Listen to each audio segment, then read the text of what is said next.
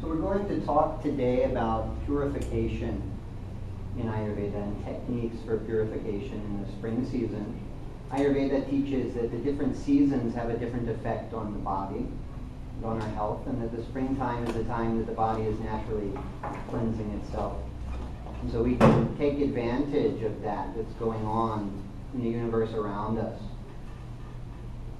Take advantage of the cleansing time of spring and to more powerfully cleanse the body at that time. Through the winter we all put on weight. The body increases in kapha, the water element in the body. People put on some weight. In the springtime the heat comes and it starts to liquefy the kapha. The kapha starts running from the body in the form of mucus and phlegm, and we may lose some weight. It's one reason people get a lot of colds in the springtime if they're not careful. Ayurveda teaches at the junction of seasons we need to be very careful to watch our health. So in Ayurveda we talk of the body in terms of three doshas, or constitutions. Have you all heard of the tridosha? I'll just introduce this concept very briefly. Vata dosha is the wind dosha in the body. It's a simple translation. Pitta is the fire dosha. And kapha is water. Or sometimes they'll say phlegm, but I like wind, fire, water if we have to translate to one simple English word. It's not easy to translate these Sanskrit words because dosha could mean a constitution, something that makes up your body. Or dosha could also mean that which changes and is always changing. Or dosha could mean a fault or a stain or an impurity within the body. In the human anatomy we have three doshas. Everything outside of the body affects these three doshas. But an external thing is not said to have doshas. It's in a living body we have doshas. In the universe we have 5 elements. In the body we have 3 doshas. So the universe is made of these 5 elements. Akasha is ether or space. Vayu, which is wind or air. Agni, fire. Jala, water. And Prithvi, earth. These 5 elements of space, air, fire, water, earth. It's a little bit difficult to think about things in these terms that we've come up thinking with a Western mindset about things. But the 5 elements are said to be in everything. So the fire element is in this table, but maybe more of the earth element, because it's a very solid thing.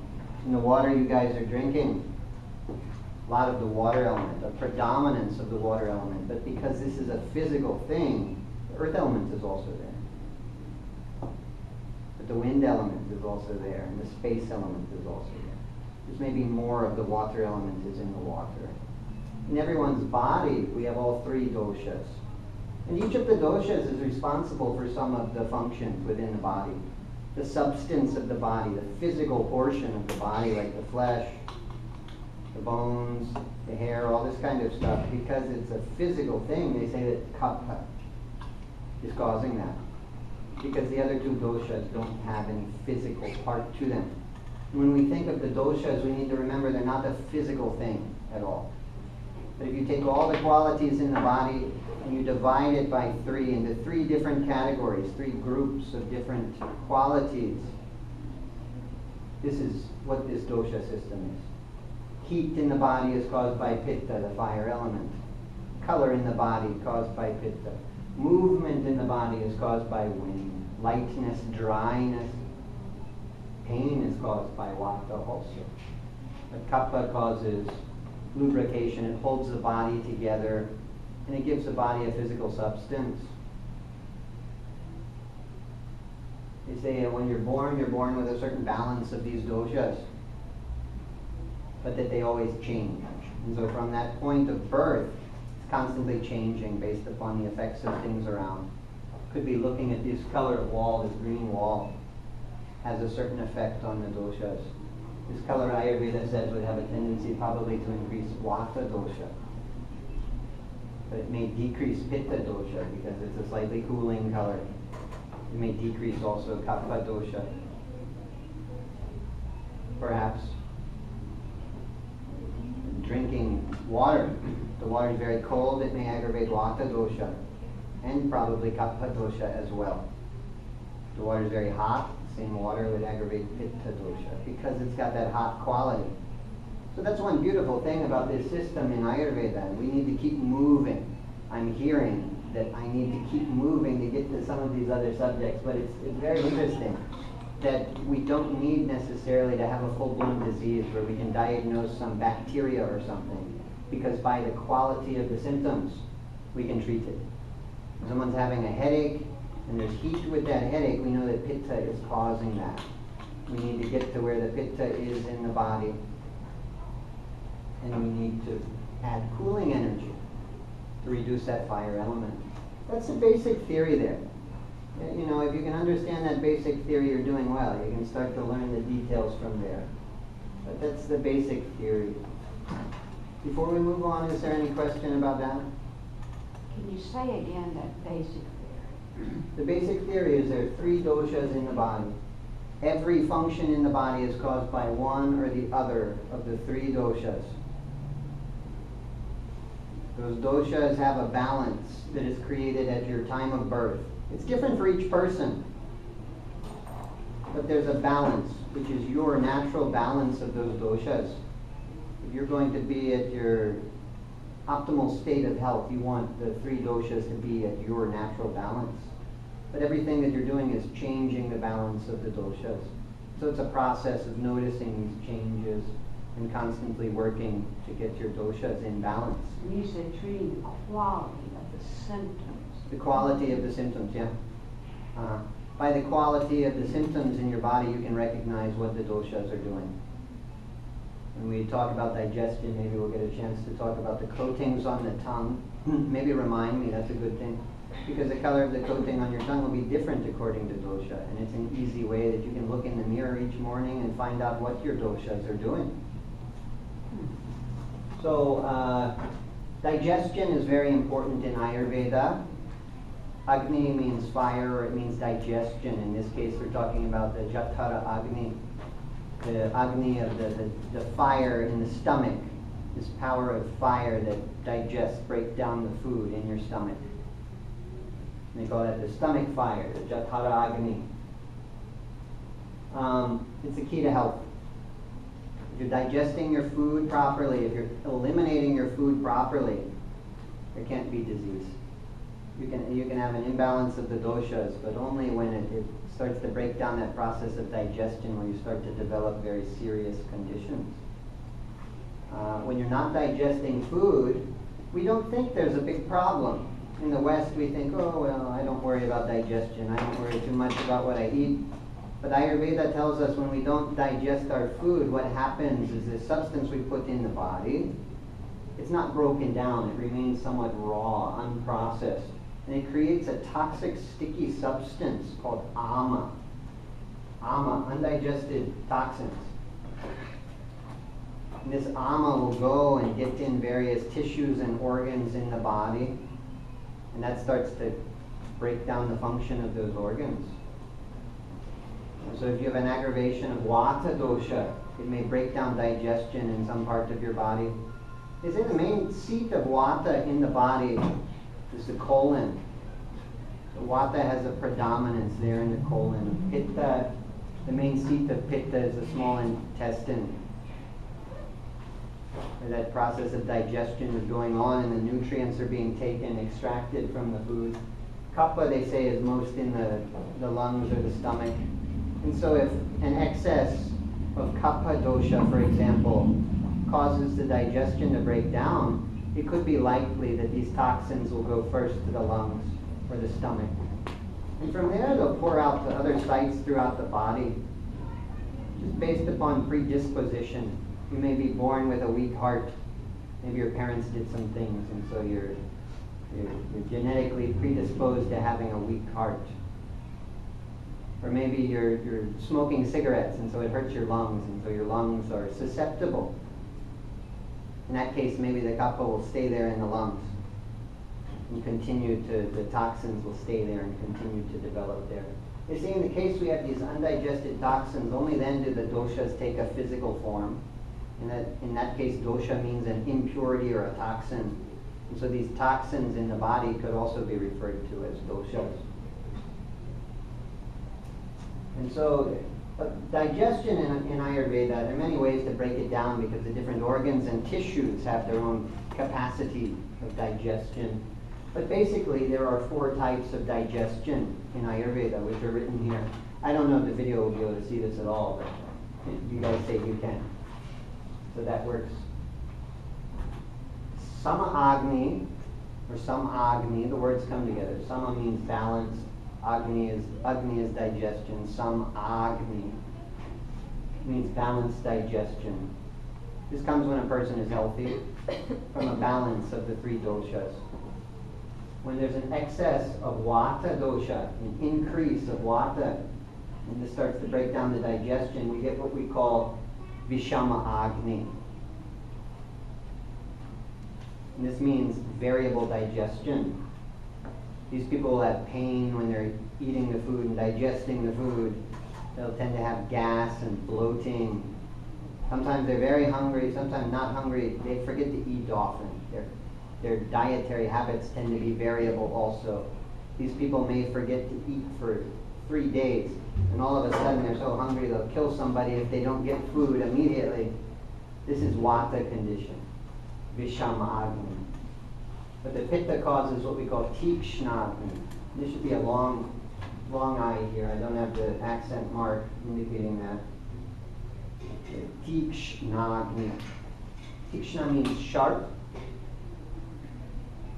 And in this case, the digestion is very strong. The stomach is secreting too much stomach acid for digesting the food. And digestion happens very quickly. For pitta in this condition, there's always steady hunger. They could always eat. They just finished their meal, they could eat another meal. But they need to slow down probably instead. They're eating probably too quickly. But they're always eating. They have trouble to go without the food. And because they're digesting the food too quickly, the food's not getting digested properly. The nutrients are not getting taken out of the food. So this condition, the vata condition also will lead toward constipation. But the pitta condition, the opposite, it's going to lead toward diarrhea. It will cause things like heartburn and acid reflux and that kind of thing. The tendency toward heartburn and strong appetite all the time is a good indication that pitta is breaking down the digestion. So then for kapha dosha, we have what we call manda Agni, or Manda Agni, which means slow digestion. For kapha, the appetite is always a little bit weak. And digestion is weak. That fire is just not there. With vata, the digestive fire is sometimes there. With pitta, it's always there too strong. With kapha, it's never there. They'll tend to be eating foods which weaken the digestion. They may be drinking a lot of cold milk and this kind of thing, which will cause this condition, although it would tend to decrease the condition of the acid. Some people with acid and ulcers, it gets aggravated due to the oily quality in the milk. But generally milk, it has antacid qualities. Even these Tums that they give is just calcium, like extracted from milk, basically. And so certain herbs, certain dietary habits could increase any of these conditions. It's important to notice the signs of digestion. In Ayurveda, they recommend eat only when you're hungry, when you've digested your previous meal. So we want to eat only after 3 hours. When we've eaten before, we want to wait about 3 hours to eat again. Snacking is not generally recommended. For the different doshas, we have different recommendations. We'll get back to some of this, because I want to describe to you the Panchakarma treatments. Have any of you heard of Panchakarma before? Yeah. In Ayurveda, we have some therapies that you would go to an Ayurvedic doctor to have these performed. Panchakarma are, basically I'll describe this process because it gives you a sense of what the process that you can do in your life is. This is in an extreme condition. If you have a condition of dis-ease in the body, I don't like to say disease. I think disease is a state of mind. So I break it up a little. I say dis-ease. You have a condition in the body. It may not be so simple to just change your diet and take a few herbs and have a quick cure. But through the treatment of Panchakarma, we can have a quick cure. And for many conditions that Western medicine uses surgery to treat. Ayurveda would treat in a less invasive way. It takes more time, it takes more commitment on the part of the person. A lot of people, they come to me and I say, can you change your diet some and do this? And they want just a pill that they take and the problem goes away. And the Western medicine is aimed to find quick remedies for the symptoms, but doesn't always get to the root cause. Purification on a deep level is important, or the disease can come back in a different form. And so if you go to an Ayurvedic doctor and you have a serious condition that needs some more powerful treatments, we have this procedure called Panchakarma, which means 5 therapeutic actions. Pancha means 5 and karma just means action. Before we can do any of these 5 actions, we've got to do what they call purva karma. So the purva karma treatments are the treatments you do before Panchakarma. It comes in 3 parts basically: purva karma, Panchakarma, and paschat karma. The purva karma treatments are done so that the Panchakarma treatments can be effective. But also, as we talk about this, you'll start to see why a lot of the things we buy out in the health food store, these strong herbal preparations, liver cleanse, colon cleanse, whatever, it's generally not effective. But you'll start to see why as I describe this process and why we do this. So the first thing is we've got to reset the digestion. Pachana means digestion, basically. So we've got to reset the digestion. Pachana also means that we are burning up the toxins in the body.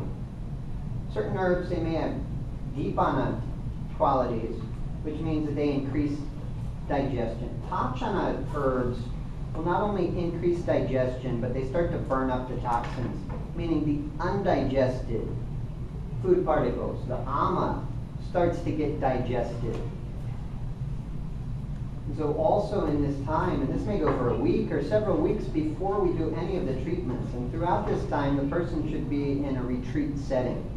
This is a powerful sort of treatment process. And even in India, it's hard to get people to do the full time that is recommended by the ancient texts on Ayurveda. A lot of people are trying to do shorter versions, the 1-week Panchakarma, go to your job and then come and get the treatment. And it really can't be done that way in the traditional way, because when you really do it the right way, your body gets very weak.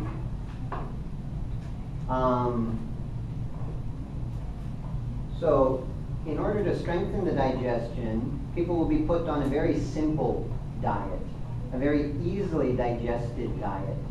And slowly you'll transition from the foods that you're eating to healthier, more easily digested foods. They're not nourishing foods that you could live on for a long time, but they'll sustain your life for some time. They have the basic nutrients you need to live, but maybe not for a long time. They're very easy to digest. You'll work until you get to gruel of some sort. Maybe a gruel of rice and some simple legumes, beans of some sort. Eating a very thin gruel. And the digestion gets very strong. You'll be taking some herbs to strengthen the digestion as well. And you need the digestion to be very strong for the next step, which is snehana, or oiling the body. And before we can do the Panchakarma treatments, we will oil the body very heavily outside. Ayurveda recommends daily oil massage before bath. It increases health, and it helps your body to be lubricated so the toxins can keep coming out. But in this case, we're assuming we have a lot of toxins that need to get out, so we're really, really lubricating the body. So instead of the few ounces of oil you might use for your daily oil massage, We're using 2 cups of oil maybe on the body and letting it really, really soak in. And this process weakens the digestion. On top of that, we're going to drink about a cup of clarified butter each day. Maybe working up to a cup if your digestion is strong enough to digest that. It's got to be monitored. If you can digest that, you take that much. And this starts really, really oiling up the body. At this point, we do the next step, which is swetana, sweating. At this point, this situation is starting to get like a sweat lodge. If you're in a retreat setting, all of these subconscious things will be coming up for you. You may be having visions and all kinds of things like this. So after the oiling, each time after the oiling, after some time of the oil soaking in, we'll get the body to start sweating. And as the body starts sweating, toxins start moving back to their whatever site they need to get out of the body, maybe toward the digestive tract. For most of these treatments, toward the digestive tract. And some toxins start coming out in the sweat. Even just most nowadays in the West, usually if you're having Panchakarma treatment done, they may just do this. And this is powerful enough to start getting a lot of toxins coming out of the body. After a treatment like this for 7 days, people will have hives all over their body because impurities in their blood are coming out. But after the whole process, their skin is looking clean and fresh. They may look 10, 20 years younger than they looked before the process. But so then we do one of the 5 therapies or more, depending on where the doshas are in the body and what is needed. Basti is the first one. Basti is enema. This is the best one for Vata. The best of these 5 treatments for the Vata dosha is Basti because Vata is in the colon. We could have a strengthening type enema or we could have a eliminating type enema. But it's a great way to get the Vata out of the colon. And it's a very nourishing therapy with a little bit of understanding. You can do this one safely at home. But it takes some practice and some training perhaps to be able to do that because you can do this very wrong and there are certain conditions in which it's contraindicated, not safe. If you're diabetic, shouldn't do it. Cause big problems. So then for Pitta, the next 2 are going to be very good, or no, that's not right. For Kapha, these 2, number 2 and number 4 are going to be the best. Nasya is nasal treatment, good for Kapha. And the Vamana also, which is emesis or vomiting, is also good for Kapha. So the nasal treatment is a good way to get the kapha out of the lungs, and it's good for treating any conditions in the head and the neck. This is done in a different way, in much lesser quantity on a daily basis, is recommended by Ayurveda, to put some herbal oil into the nose. Or if not, even just some ghee or some sesame oil. Plain oils can be used, and just a drop or 2 on a daily basis is good. But in the Panchakarma treatment, you may use a whole eyedropper full rather than just a drop. You're using much more, and people will start coughing up all sorts of nasty stuff. The vomiting therapy, some of us in the West, we think, ooh, how can we vomit as a therapy? But I mean, think about it. If you've ever felt very sick to your stomach, if you ate bad food, you got food poisoning, and then you felt much better after vomiting, you understand exactly how this works. This is a great way to clear not only kapha from the stomach, but from the lungs and the abdomen in general. This treatment would increase vata very much, so you've got to be careful. Virechana is purgation. Purgation is a strong laxative therapy. The laxative therapy is weak. Purgative therapy is strong by comparison. This one is good for Pitta. This is the best one generally for Pitta. So when we need to clear Pitta from the small intestine, we take some strong laxative herbs. And you can only take laxatives generally. You can't really take purgatives without being in this state of being prepared for Panchakarma treatment. Because your body will be too dry and the toxins are not even in the digestive tract. You'll probably lodge the toxins further into the body, deeper into the tissues, if you try a strong laxative therapy without these kind of preparations. Yes? With the nausea, you're not talking about a neti pot. You're talking about No, I'm putting using some the oil. putting some actual oil, yeah. And they make special oils for that purpose. One Ayurvedic oil which is excellent for all three doshas is called Anutailam. Anutailam is good for all three doshas. And we could use it for Panchakarma, or we could use it on a daily basis, taking a drop or two on a daily basis. It's also very good if you get infection in your nose. You can use the Anutailam. Of course, if you have any questions about the herbs, it's always wise to consult an Ayurvedic practitioner. Or ask your doctor. You know, I'm not a doctor.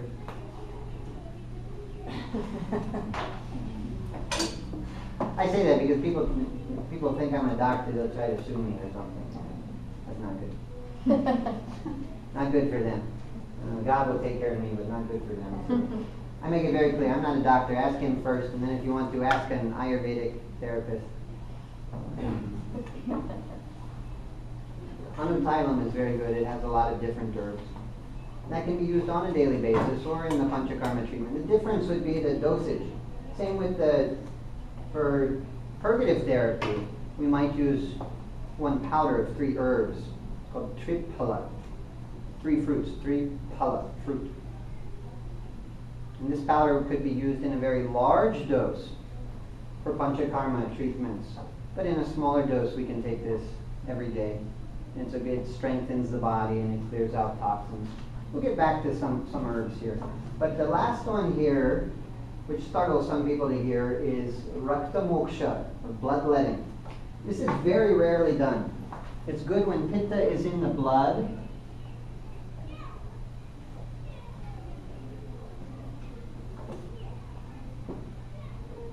It's good for Pitta. When Pitta has accumulated in the blood, we may draw just a very, very little bit of blood from one particular place where that stagnation is. And I'm not qualified or not legally permitted to perform this treatment.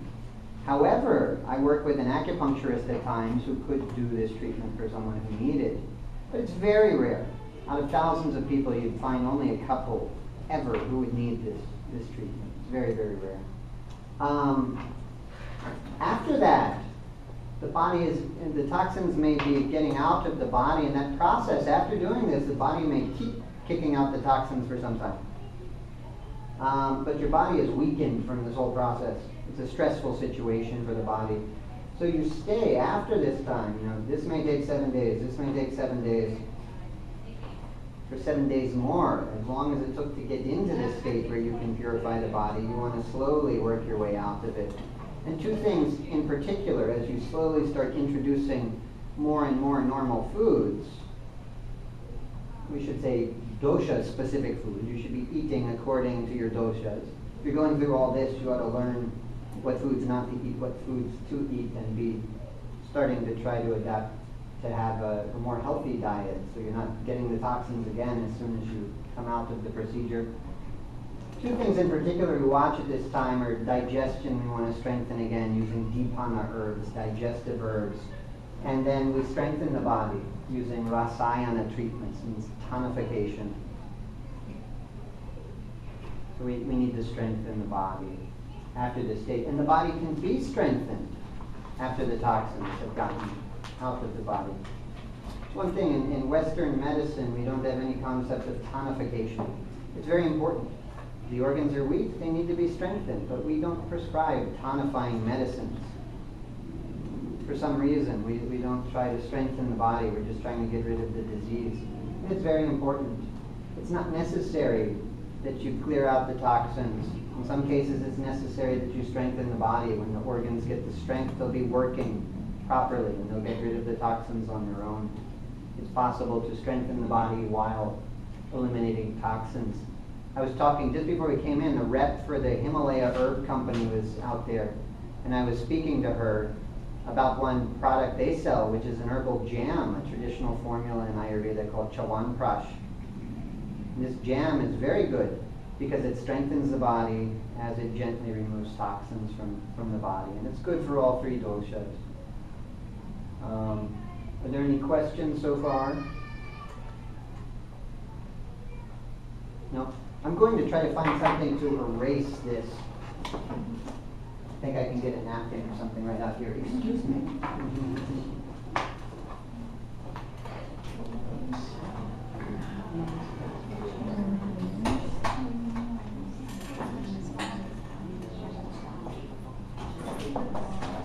Yeah, so, yes.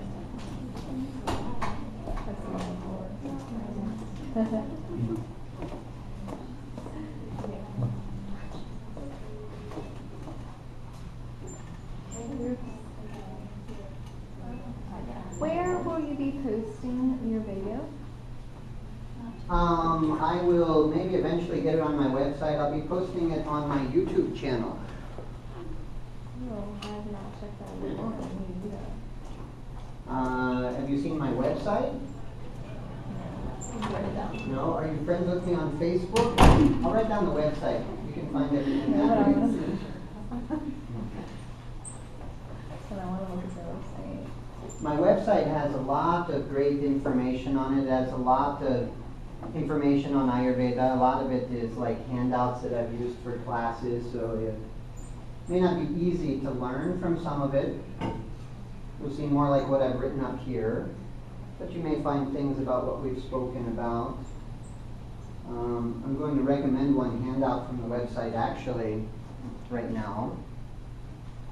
I'll write down the website first. www.soma, S-O-M-A, Matha, M-A-T-H-A.org. And then on the website, in the section on Ayurveda, there's a drop tab. It will say Ayurveda Teachings. If you go to that page, you'll find all these write-ups on Ayurveda. And there's a whole list of about 50 different documents that we've typed up. And one that I want to refer you to right now is, it's under the section that's called treatments. There's a recipe for one dish, which they may call khichdi, or we call pongal. Pongal, it's a mix of rice and one easily digested bean called moong dal. You can buy in the Indian stores. If you've ever had a bean sprout, like in a Thai dish, that's pad Thai or something, that bean, which the bean sprout comes from, is moong. And when they take the green husk off of it and they split it in half, we get the split yellow moong dal. You can buy that at the Indian store. This is one of the only beans which is not aggravating to Vata. In general, beans will increase Vata dosha, but this one is less aggravating for Vata. It's more easily digested. And so a mixture of the rice, also the spices in this recipe you could get at the Indian stores. Adding some spices is good for digestion. You could add different spices if you like Western. I have some Indian spices, South Indian style spices. You could put Western spices instead. The important part is the process of cooking and the rice and the dal. But when you have rice and dal, you get a complete protein, so it's nourishing to the body. And it's a great food. In Ayurveda, we don't recommend these long-term fasts that people do nowadays. I've heard some people say, oh yeah, this month I'm only drinking vinegar. I'm not taking any food, I'm just drinking vinegar this month. I'm putting some chili pepper in it and drinking only vinegar. I'm looking at this person like, oh no, you're going to die. But there's some crazy people recommending that people do this. I think even some doctors are recommending this kind of a thing. Ayurveda would not recommend this. Raw food. The raw food also, Ayurveda would not recommend. I come in here and go to their bar, I'd stay away from almost. It aggravates your Vata. But the people who come in the health food store, they tend to be very spacey. Their Vata is very up. So of course they're craving the foods which increase Vata. And by popular demand, we have lots of raw things on the salad bar there. In summer, raw foods could be great for Pitta. Not too bad for Kapha, maybe. In the summertime, but in the wintertime, probably no one should eat that stuff. So Instead, if you're going to do a long-term fast, look for the doshas, maybe vata, you could fast. Fasting is good because fasting can reset the digestion. I'm fasting right now actually because we just have had a lunar eclipse which ended about at the same moment we started. Of course, it's not nighttime, so we don't see it going on. It's on the other side of the world. But they say that when an eclipse is going on, a radiation is sent to the earth. And while you're trying to digest food in that time, your body is not going to do it well. So any food that we've eaten during the eclipse is now sitting as toxins, not digested. So for that purpose, I was fasting. They say even cooking food and keeping it through the eclipse is not a good idea. We have one grass, darbha grass. I'm wearing some darbha grass since I came out in the eclipse. They say you can put the darbha grass over the food and it will absorb the radiation, and after the eclipse you can eat the food. But so I've been fasting, even though I'm usually trying to balance the vata in the body. Vata can benefit from very, very little fasting. A day at the most. In a month, no more than a day. Pitta could do maybe a little bit more. And kapha tends to be overweight. So kapha maybe could do a few days consecutively, safely. But more than once a month, a fast like that, fasting more than 3 days consecutively in 1 month is not recommended generally by Ayurveda. However, if you want to fast for a longer time, the way to do that is to do what we would call a monofast. This means eating one simple, easily digested food. And it's interesting, I've seen a lot of people who will fast eating nothing for weeks or months at a time. They have trouble to do a monofast. If you tell them you eat one simple food like this pongal or khichdi, they can't do it. When you overdo it, your body will not purify itself. The body will just shut down. When you do it the right way, the physical body starts to purify itself, and then the mind and the emotions start to purify themselves. So physical purification is one aspect here. Digestion is very, very important. It's the key. If you're digesting the food, you won't be developing the toxins. For each of the doshas, there's some herbs that are very good for digestion. I'm going to write down these names. And there's one company called Banyan Botanicals. They have a website online, and I'm recommending them because they make sure their herbs are sustainably sourced. They sell traditional Ayurvedic formulas. In India, they're over-harvesting the herbs. It's scary. We're about to lose all these Ayurvedic herbs. So it's important to use only companies for Ayurvedic medicines that use sustainably sourced herbs. But for Vata or for Kapha, you could use one formula which is called Hingwashtak.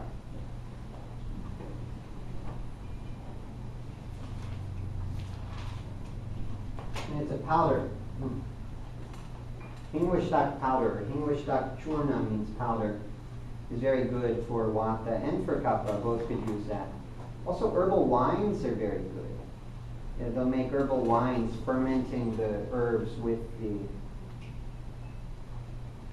and they don't like steep it in a liquid. You get less alcohol than a tincture. You get more herbs, more herbal substance than a Western style tincture. If you can find it, I'm not thinking of a good source right off, but if you can find it, we make it sometimes, but we're not set up to sell it. We have to talk to the Department of Tobacco, Firearms, or all that kind of thing. I'm not sure, maybe we don't, but we need to figure out the laws on that. We're making some Ayurvedic teas and selling them. That's been complex enough, just getting the licensing for that, so we're still working towards the others. But if you can find it, and I know there are sources online, I think the Ayurvedic Institute in New Mexico makes a version and sells of it. It's made out of raisins, so it's kind of a grape wine with some spices. It's very good for strengthening the digestion for Vata and for Kapha. It's called Draksha-rishta. Draksha means grapes, and Arishta is the name of this particular wine. Oops, we have an A there already.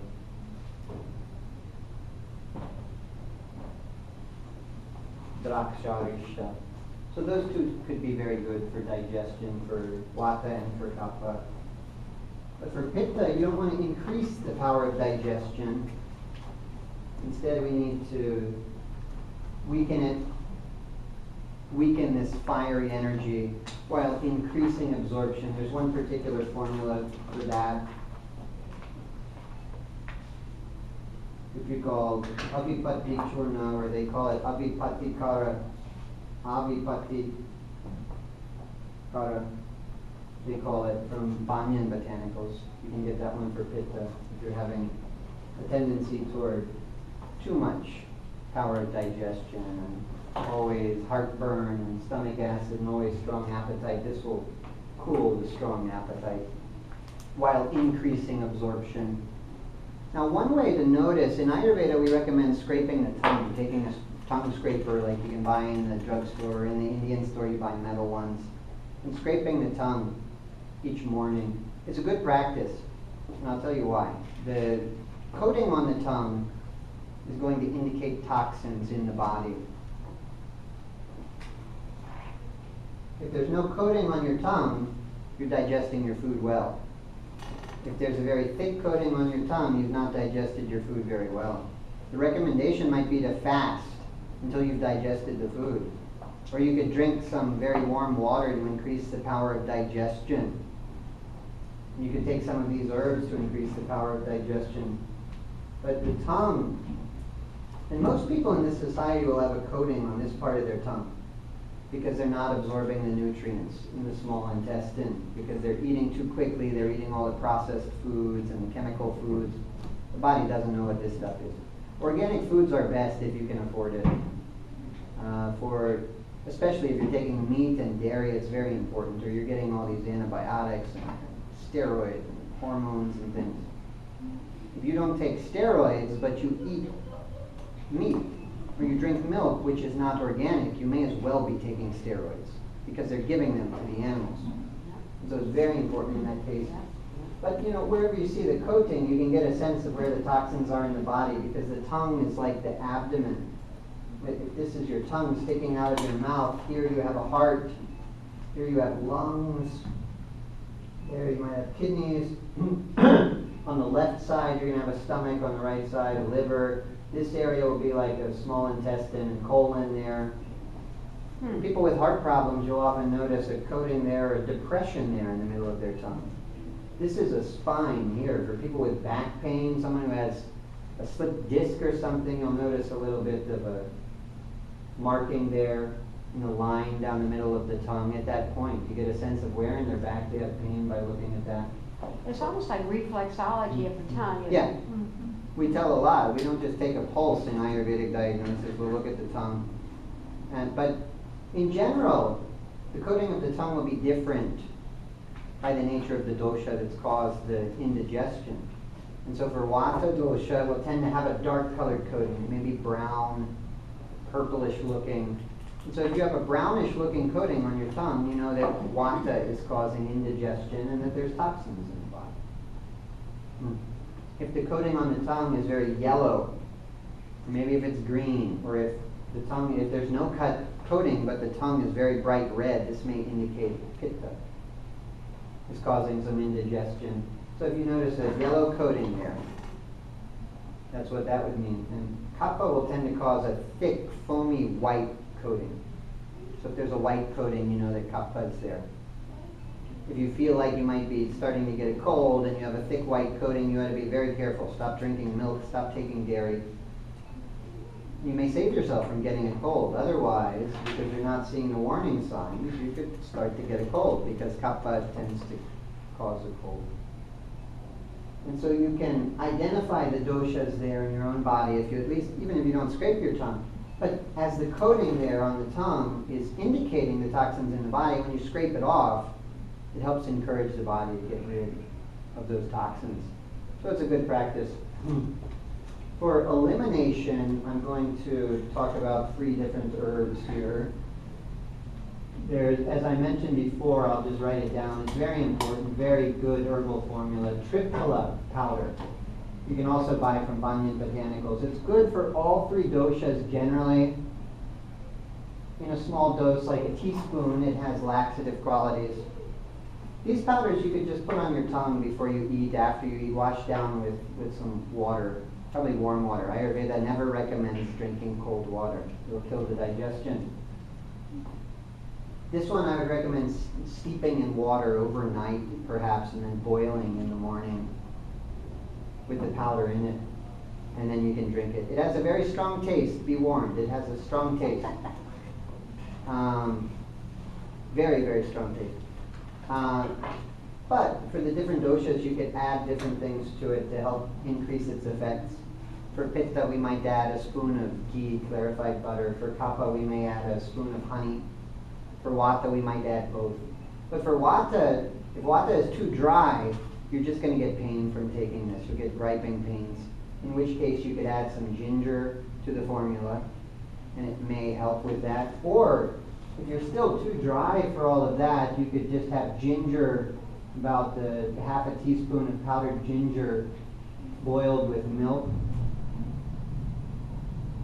And that can be an effective laxative for vata to make sure that the toxins are coming out of the body, or the digested food even is coming out of the body. For pitta, a really good herb for elimination is aloe vera. You could take the aloe gel or the aloe juice. Take a smaller amount of the gel, of course, and a larger amount of the juice. And so I've told you a little bit about some herbs for digestion and for elimination. Eating a dosha-specific diet, eating according to the Ayurvedic principles of eating, not snacking too much, trying to avoid non-organic foods, eating the foods which are good for your doshas. But also Ayurveda has recommendations. You can find this on my website, recommendations of foods not to mix for all three doshas. They say it's not a good idea to mix milk with salty foods. Not a good idea to mix sour fruits with milk. Not a good idea to mix milk with meat if you're eating meat. Various food combinations like that are particularly difficult to digest, and so we recommend in general to avoid them, because it's generally not possible for anyone to digest those well. I'm working on an Ayurvedic cookbook, but I'm working on many things, including opening an Ayurveda center.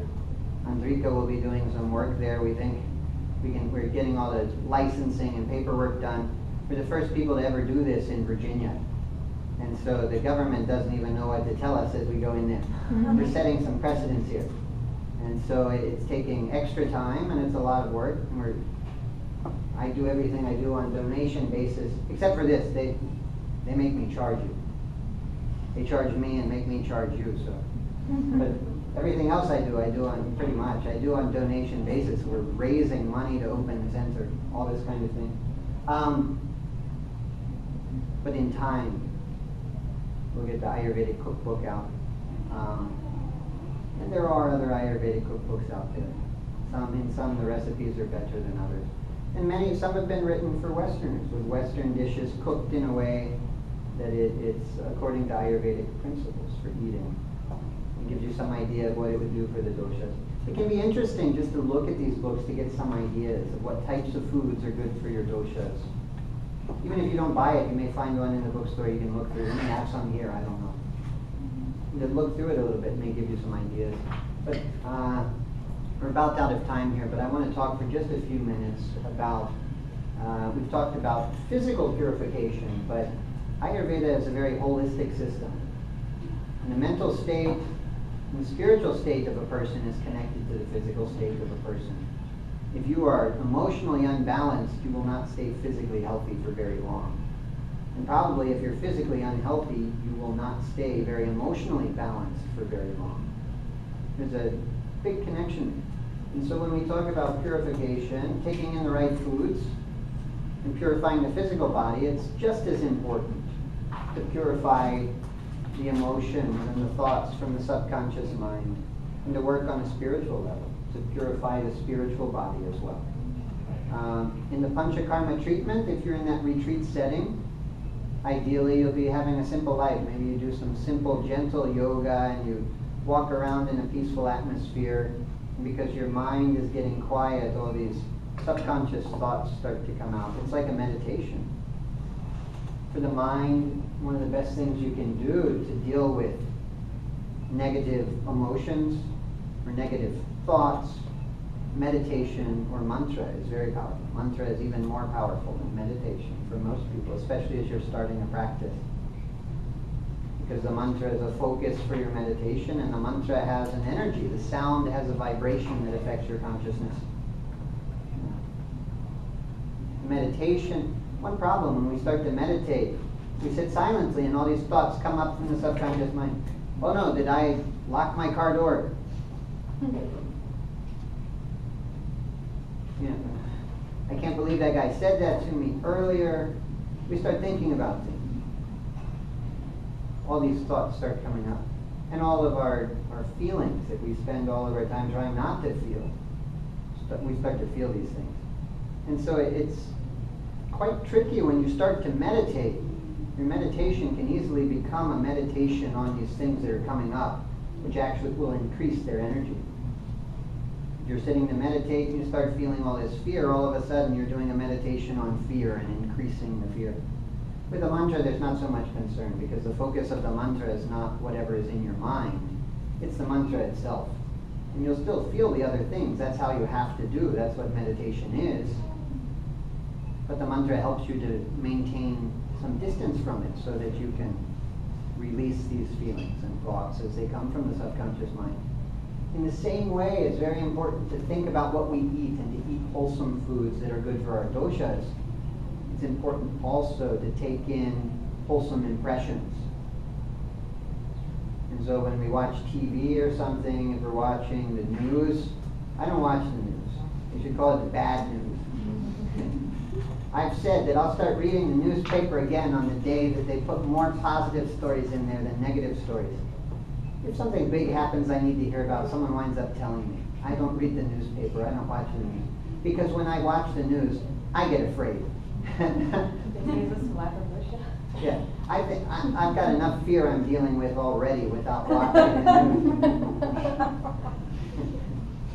Because it doesn't help me, you know, I've stepped back from that. And all the shows on TV with a lot of violence or anger and all that kind of thing, or wherever else, it's important also who we associate with. We may not be able to choose our families, we've got to deal with them to some extent, but we can choose who we want to be around, our friends, and it's important to keep positive, uplifting people around.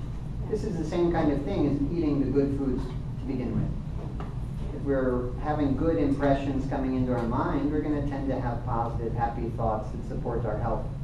You know, but we're in a struggle. We've got a lot of dark energy around us from many different sources in this society, and it's not possible to be completely cut off, and it's not the point. But we do need ways to be able to recognize when our reaction to these things. It's kind of cold in here, isn't it? Yeah, we should have turned it up. Oh, could? Yeah, we could do that. We're going to be leaving in a minute, so at this point it doesn't matter. But it's very important to recognize. What can we do to generate a pitta? To increase I pitta? think so. There are many things that we can do. Well, you know, Never mind. there's pranayama that we could do. We could do a breathing technique. Right, exactly. Yeah. We could meditate on the red color. Right. We could say heating mantras. We could go buy a hot beverage when we go out there with some spices in it. Yeah. And we probably will all need to increase our pitta after we leave from having sat in this cold room because it's increased the other doshas in us. I think you get the point. Are there any questions? If you need to go, please go, but I you're just have a welcome to rude stay and answer ask some question because questions. I really am looking forward to looking at my tongue in the morning. And I know you said that the kapha is probably whitish Yes. and the pitta is reddish. And For yellowish would be most common for the pitta, but pitta may also be a green coating, or if there's blood, pitta may have caused that, or possibly dryness and vata can cause blood, but blood is usually a sign of pitta. If there's no coating but the tongue is looking very red, abnormally red, no coating is a sign of healthy digestion. But no coating, in addition to a very, very red tongue, would be a sign of pitta. how about the vata? Vata would be a darker color, like a brownish color. Could be purplish, but usually that will look brownish. The thick coating would indicate a lot of toxins. A thinner coating would be lesser toxins. But a vata coating is always going to be less, and kapha coating is always going to be more substantial. So if it's white, you'd expect to see more than if it's brown. Any other questions? Yes. You've mentioned dairy and the usage of dairy in Ayurveda. What if someone is lactose intolerant? If someone is lactose intolerant, the recommendation would be to avoid dairy and to substitute other things. Okay. And depending on how lactose intolerant the person is, maybe they can digest yogurt, maybe they can digest goat's milk instead. But if you have trouble with all that stuff, then you could substitute some other type of milk, coconut milk, almond milk, rice milk, whatever, according to the doshas. For kapha, the best would be probably soy milk. Milk increases kapha by its quality, but it's one of the most strengthening, nourishing foods we can take. Especially if we're eating a vegetarian diet, it's very, very good for people to take some dairy. One problem, the dairy in this country is not very good quality. I'm not sure they ever treat the animals very well, even in organic farms, and that concerns me. But also that because the milk now is being ultra-pasteurized, it's very hard to digest. Ayurveda recommends raw milk. It is illegal in the state of Virginia to sell or buy raw milk. There are ways people get around it. There's some farms that they'll sell you a cow share or a herd share, so you are technically a partial owner of the cow. You can do what you want with your own cow. I, however, don't use any of them because these farms that are doing that here locally are beef farms. And so I don't like some of the ways that they're treating the cows. But I've tried raw milk, definitely, and if you can get raw milk, that's ideal, but you've got to boil it. Ayurveda would recommend drinking milk warm after boiling. It kills any bacteria, and that cooking process starts to break down the food, make it more digestible for any food. If you have trouble to digest milk, put spices in it. You could thin it with water. I wind up taking just a little bit of the organic whole milk. Ayurveda wouldn't recommend low-fat milk. They recommend the food as close to its natural state as it can be. If you're worried about too much fat, maybe you shouldn't be. If you're worried about too much fat, though, then drink less of the milk. Thin it with water. Milk can be very nourishing. When you take strengthening herbs like the Chyawanprash jam, which I never wrote down, but I should, because they sell that in the store, and it strengthens the body while removing toxins. I don't know if the woman's still out there, but she's given samples of the Chyawanprash jam on the crackers. Chyawanprash. We'll see if she's still out there. But that one, it's great to take with milk on a regular basis. You could take a teaspoon or two per day, maybe in the morning, ideally with boiled milk. If not, just take it before your meal. It has a strengthening effect. Either way, you can buy this product here in this store, and I recommend that company. They grow all of their herbs organically in India, so you don't have to worry about sustainable source or anything like that. Let me see if I can see her still over there.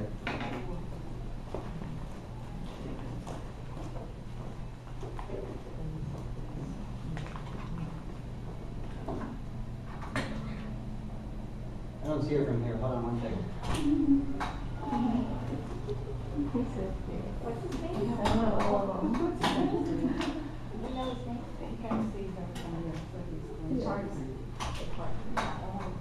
Oh, sorry, we missed her, unfortunately, but they do sell the herbal jam here, Chyawanprash. Is that what you brought when you did the Ayurvedic herbology class? You brought a little tub. It was a similar herbal jam, yeah. yeah. That you had let us Similar. taste. It was not that one, but it was But a it's similar something one. very dense. Very That is a dense. pretty good taste because it's made with a lot of sugar. It's not exactly a jam. They might call it a herbal confection, but it's made with sugar. It preserves the herbs, and it increases the tonic, the strengthening quality in the herbs. In some they'll add a little bit of honey, but in some they'll use only honey. In some they use only honey, but in a lot, in the Chyawanprash, they cook it with sugar, and after that they add some honey after it's cooked, because in Ayurveda we never cook honey. They say honey breaks down and turns into a subtle toxin when you cook it or heat it, so they recommend raw honey in Ayurveda, and they recommend that you don't cook the honey, but you could put it in warm food after you've cooked it. Yes? Why is ghee supposed to be so great and so helpful? Well, ghee has an advantage in cooking that it has a higher smoke point, and without the milk solids and liquid in there, you can fry in it or you can saute in it. With butter, you might have to add some oil. You can use ghee. Huh? Even if you're lactose intolerant, you could use ghee if you wanted to. Well, probably. I think a lot of people can, but you want to be careful. Yeah.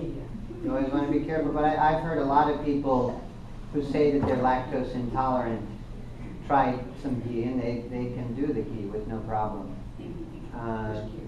But the ghee is wonderful for a lot of reasons.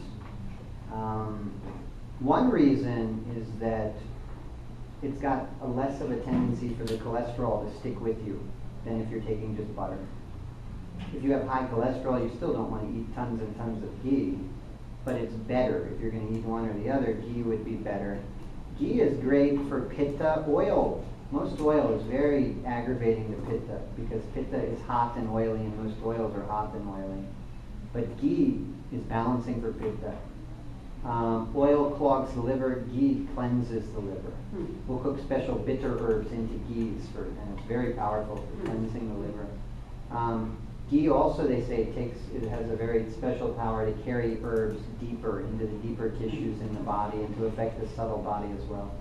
Ghee is a very nourishing food. And for vegetarians, ghee is very good to have a little amount of ghee with your food on a regular basis. Can be very healthy. That's true, yeah. Dairy in general and oil in general will weaken the appetite. A large amount of ghee will weaken the appetite, but a small amount of ghee has dipana, the word's gone now, but dipana qualities to increase digestion. Yeah, a small amount, like a teaspoon in a meal or something.